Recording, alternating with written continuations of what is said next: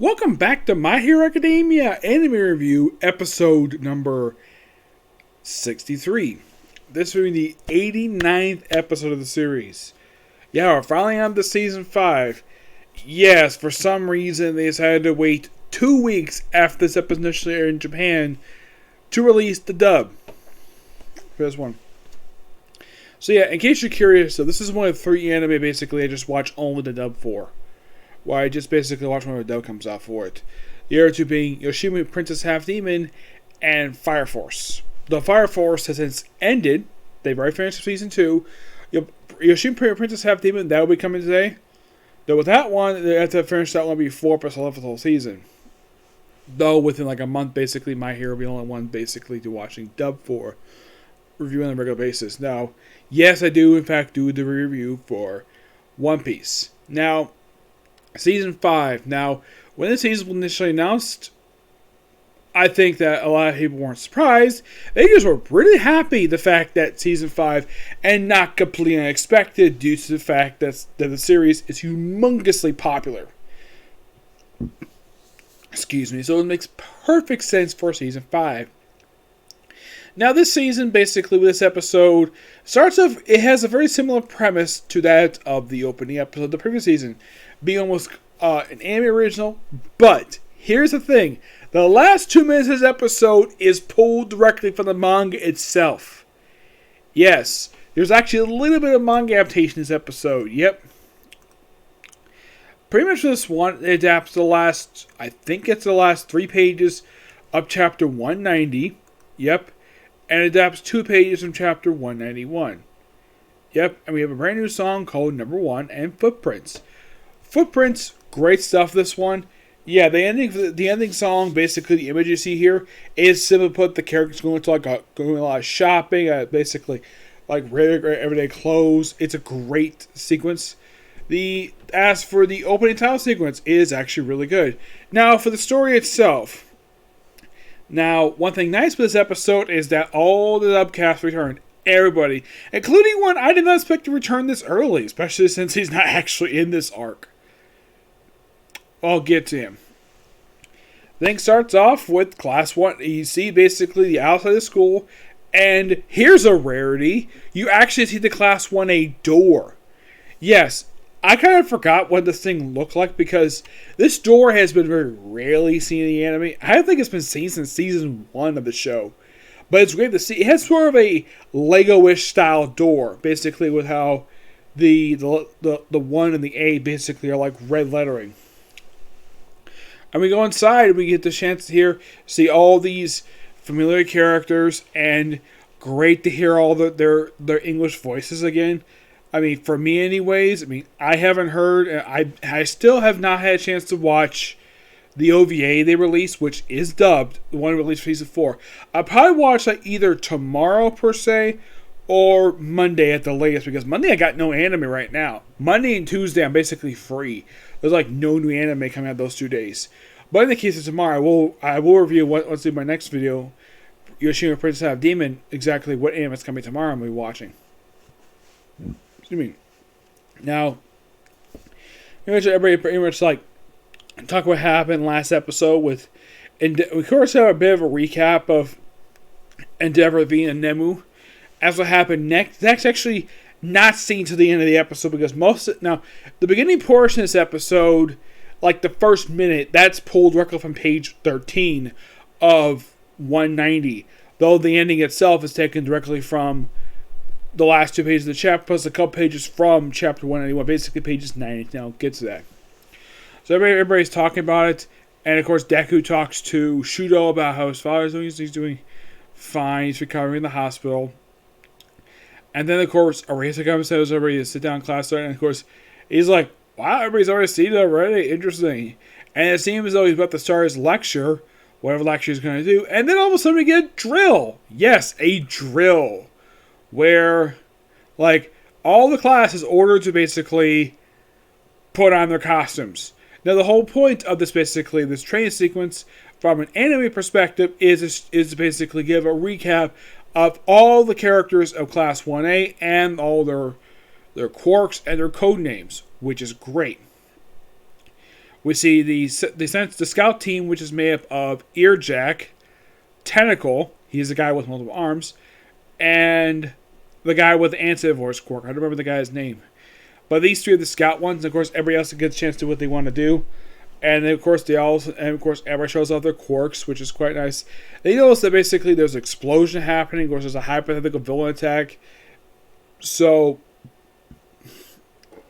they know someone fell in the river, and it's actually Lemillion. Yes, Lemillion. And in case you're curious, though, that is actually his voice actor who's reprising his role from the previous season. Even if it's for this only episode, it's great to hear Riccio Fedro's voice as Lemillion. Now, in case you're curious, though, does he appear in the next arc that comes right after this one, which after Pro Hero? No, he does not appear in that one, and he does not appear in the villains arc. Yeah, he's actually absent for quite some time. My only guess is the reason why I threw him in there, and this is my personal theory, and no, it's not because the fact that, well, of his voice acting popular.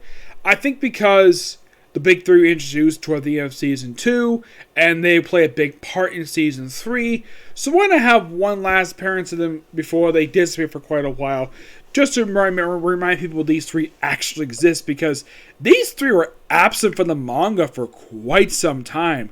Up until the most recent arc of the series, these three actually made a big disappearance in the actual series. And of course, wait, isn't he on leave? Which that is true. Because his quirk was erased. Though it does get fixed a bit later, don't worry about that. And of course, well, he just plays the victim. Rescued by Froppy, which, okay.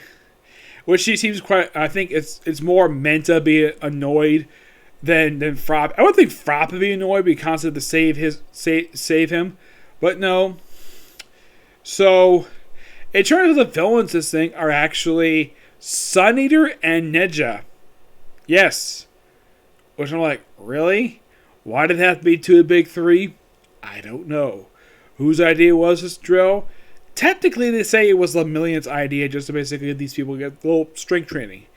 And of course, Sun Eater himself basically just be easily defeated by Bakuto. Yes, Bakuto basically defeats him. And it looks like Deku was going to attack him, but basically because of friends, he doesn't want to seriously hurt him, despite the fact he's playing a villain. So Bakuto says like, hey, screw that, I'm basically going to beat him up. And then him one more time, just be a villain. And we see All Might at the very end, which is quite nice. Probably just tease it happily. I mean, it's nice to see All Might, even if it's for a brief cameo. At least he got a chance to see a line. He's like, oh no. And he tells a robot to tell Bakuto comes to Falcon the office. Probably for basically nearly killing a student. Yep.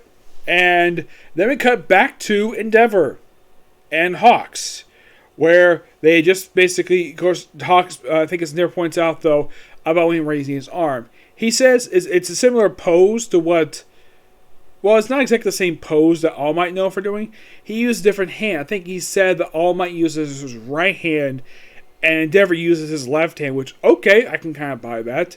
And then Dobby shows up. Yes, Dobby. It is, oh yeah, this is the first time we met. And then we get sort of a tease later, basically, of, well, Dobby and Hawks basically chatting. This is probably a tease for next week's episode.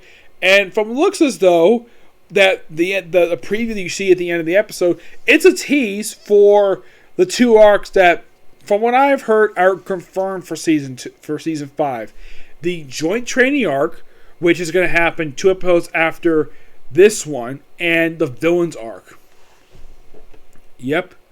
These 2 arcs. Now, how long... basically, from what I can tell, next week's episode is going to wrap up this arc. Yes. That is a definite. That next episode is going to wrap up this story arc. Yes, if I can get the document open here. Come on. No. Okay, here we go. Yeah. Next week, basically, we'll have this up. Now, joint training. Now, they did confirm that joint training and Meta Liberation aren't going to be for this season. Here's an interesting one for you. that if this one does get adapted for the season, Endeavor Agency. This one, I don't know if it's going to be adapted for season 5. I would probably think it'd be best to save this for season 6, if there's a season 6. So, my guess is after they do the Meta Liberation arc, and they could probably tease the Endeavor Agency arc, but I would probably recommend just ending with Meta Liberation because they're already adapting a lot of manga for the season, yes. Probably almost as much as the previous season, per se. Yep.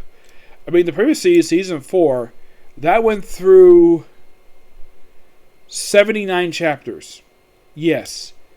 I mean, if they go to 240, which everyone ever expecting to go to it, it's going to be a little bit more than last season, so my guess is probably stop there because this one's a pretty lengthy arc as it is. This one's 23 chapters, this one.